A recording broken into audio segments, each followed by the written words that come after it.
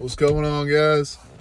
I'm just in between clients here, and I thought I'd come on and do a little video because I just was having a conversation with one of my clients about this. So be wary of fad diets. They're everywhere these days. Like, shit is crazy, man. Anything that's telling you to do something that's ultra extreme is probably bullshit.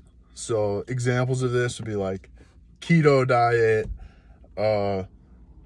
like even a carnivore diet, strict carnivore only diet. You need some form of carbohydrates. Like, you need to be balanced, right? You really, and even if you do manage to lose weight, like I've done keto in the past, actually, and I did it successfully for like 3 months. I dropped a ton of weight. I was peeled, but I became pretty unhealthy. Like, my hormones got all fucked up. It was just, and it wasn't sustainable. Like, I couldn't continue doing that for the rest of my life. That's the point of a diet. Is like, you need to find something that you can continue doing for the rest of your life, something you enjoy doing. If you're like forcing it every day, that's only going to take you so far, because eventually your motivation is going to run out. Everybody's does, right? Some of us have more motivation than others, but it's not like an infinite resource. You have to, use it sparingly, basically. So like, let's say you're going to the gym all the time. Now you're also trying to like starve yourself. Eventually one of those things is going to give, or both. It's just a matter of time. You want to find something that you can do that's sustainable. So like, examples of this would be high volume, low calorie dense foods, So things that fill you up but don't have like a ton of calories. These are usually low fat foods, because fat has a lot of calories per weight. I think it's the most calorie dense of the macronutrients, protein and carbs. But carbohydrates are not bad.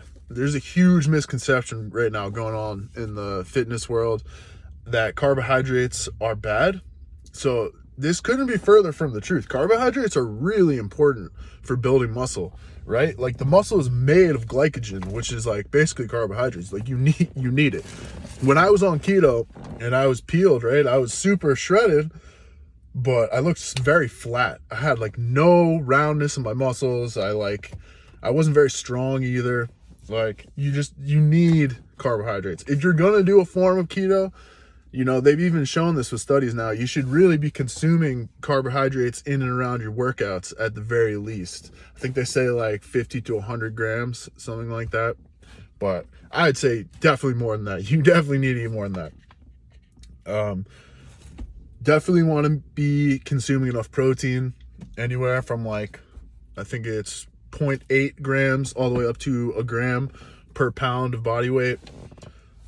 This will also help you stay fuller longer. Protein is pretty satiating, so you're not going to be hungry as much. Like, if you're eating a lot of sugar, you're constantly going like this and you're craving more and more, and it can feed into like overeating and bad eating habits. So definitely want to eat, high volume, low calorie dense foods that are rich in protein. That'll take you a long way, like, for sure. If you just start doing that, you'll probably start losing weight, even without like counting your calories.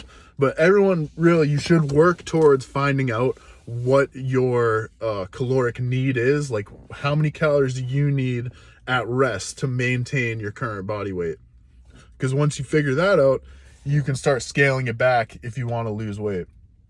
Or what I like to do is kind of like the main gaining option, is just eat at maintenance but increase your work output. So, more cardio, more weightlifting. So this forces your body to adapt. You'll start building muscle and losing fat, not necessarily losing weight. So this is usually the best option, because anytime you're going on a diet and you're restricting yourself, you're going to lose muscle too, at least a little bit. It's basically impossible to avoid that. So keep this in mind, for any of y'all that are like trying to lose weight, slow and steady wins the race. I said that the other day. It's not a sprint. The faster you do it, the more likely it is to come back. So you want to do this really slowly over time.